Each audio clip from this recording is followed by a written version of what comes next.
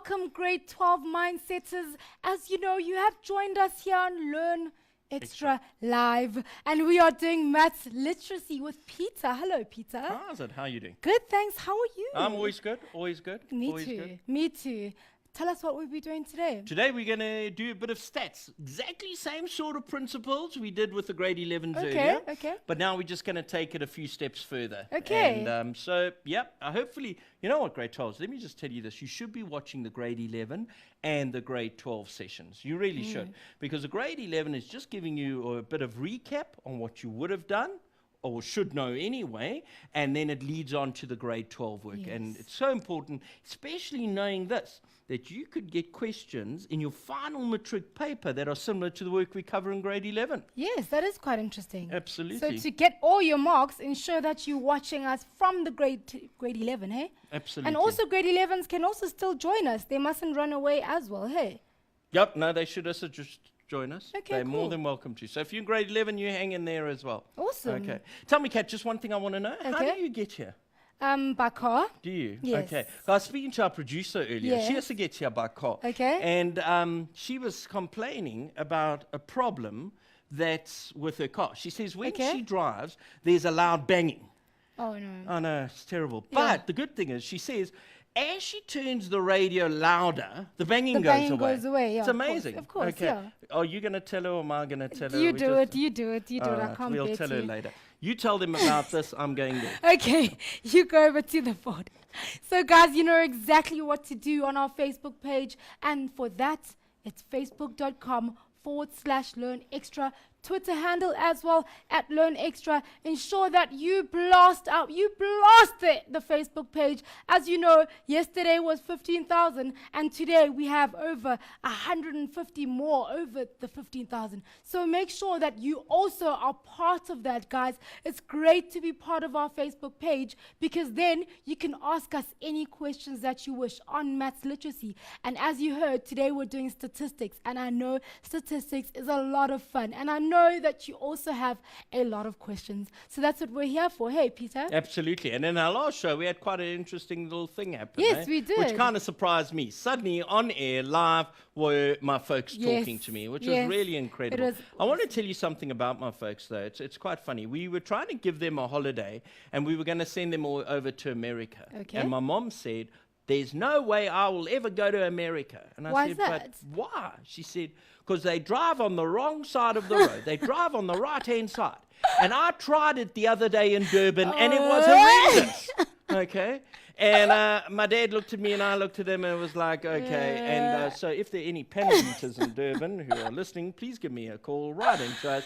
We've got a job for you. Yes, Okay. we do indeed. Guys, let's get on with the first question. All right, so our first question of the day is this. If you look at it carefully, you can see that we've got some sweets. In fact, let me just get up the real question. All right, so here is calculate the total number of items sold at the tuck shop in one day. So what we've got is we've got a group of guys who are trying to raise some funds. And they go out and they now decide they want to see what the tuck shop's actually doing. And so they come up with a whole lot of data, and this is the data they actually come up with. They see that on a daily basis, and please take note, guys, this does say daily, all right? So on a daily basis, 198 sweets are sold on average. Mugs of coffee, 18. Obviously, it's not winter in Joburg where this was Yeah. done, because otherwise there would have been a lot more mugs of coffee. Okay.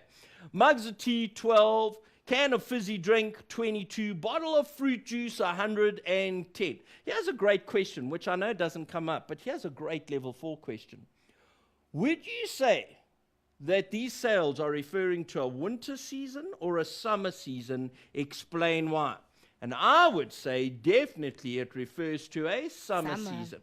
Because if you look here, you can see the number of cool drinks that are sold. 22 fizzy and 110 fruit juices compared to only 30 cups of tea or coffee. Okay.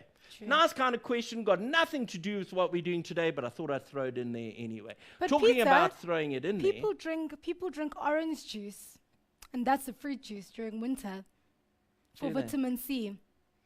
So there. just to throw a spanner in the works there. Okay, ignore Kat. I'm the teacher. Right, let's go on. Sorry, Kat. That's okay. Talking about throwing things in there. After the break, we are going to throw in a challenge question for you. All right? We had one for the grade 11s. It was really fun to try and do. It was quite a difficult thing to tackle. So what we are going to do is we're going to do a similar sort of question for the grade 12s. But we'll discuss that after our first break, and then you'll be able to tackle that one. But for now, let's have a look at this. Okay, so there's the amount of daily things that are sold. We got 198 sweets, 18 mugs of coffee, 12 mugs of tea, 22 fizzy drinks, and 110 fruit juices. They've given us that same data on this sort of chart. What do we call this? We call this a pie chart. And you will see that they've said fruit juices make up 31% of their sales. Coffee 5%, tea 3%, fizzy drinks 6%. Sweets, we're not sure how much percent it makes. And I bet there's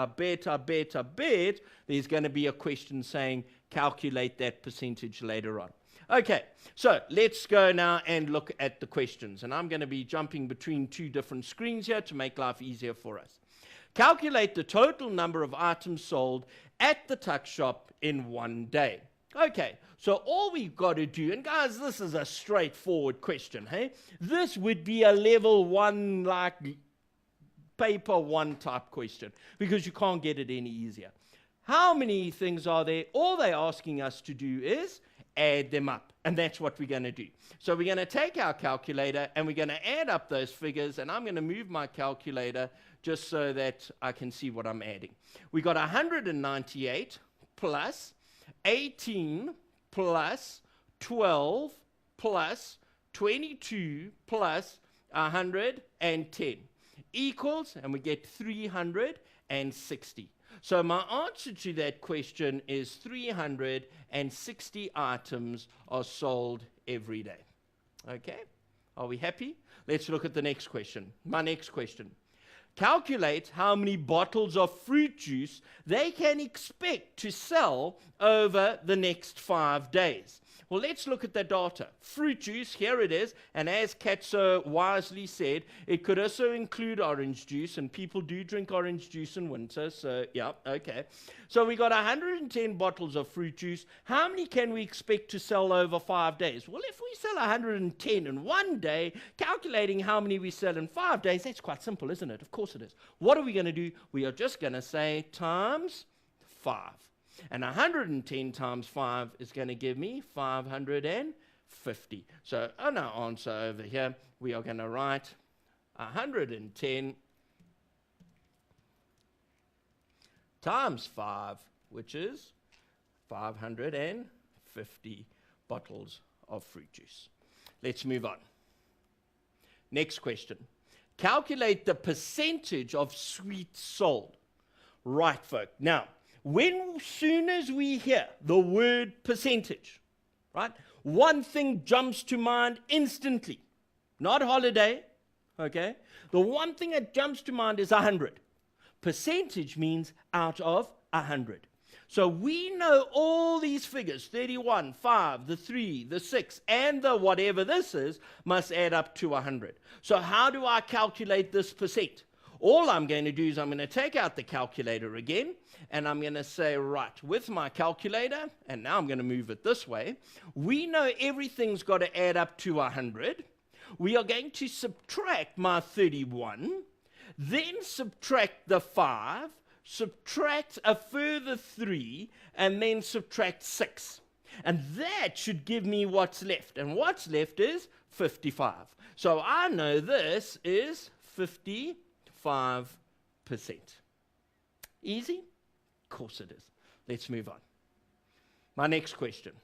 Calculate the size of the angle that forms the fizzy drink segment. Right. So we know our fizzy drinks makes up 6%. Makes up 6% of what? Makes up 6% of the 360 degrees. So that whole circle is adds to 360 degrees. We've got a little angle over here. We've got a little angle here, little angle there, little angle here, and we've got a big angle over here. But together those angles add up to 360 degrees. Why? Because they're 360 degrees in a circle. Got that? So 6% of 360 degrees. So I'm going to say percent means out of 100. So I've got 6 out of 100 of is times, you learned that in grade 2, times 360. So with my calculator now, we're going to say, right, we want 6% of 360 degrees equals, and I get an answer of 21,6 degrees. So that is going to equal 21,6 degrees. Okay. Pen. So in other words, folk, this little angle here, okay, that little angle from that point to that point is 21,6 degrees. This angle here, you'd expect to be a lot bigger than that, wouldn't you? Of course you would, because we know that sweets made up such a huge percentage of the number of items that were sold at the canteen. Okay, our next question. Bergen cannot decide on a suitable title for the chart. What would be a suitable title for this pie chart? Okay, well, let's have some ideas here. What do you think it could be?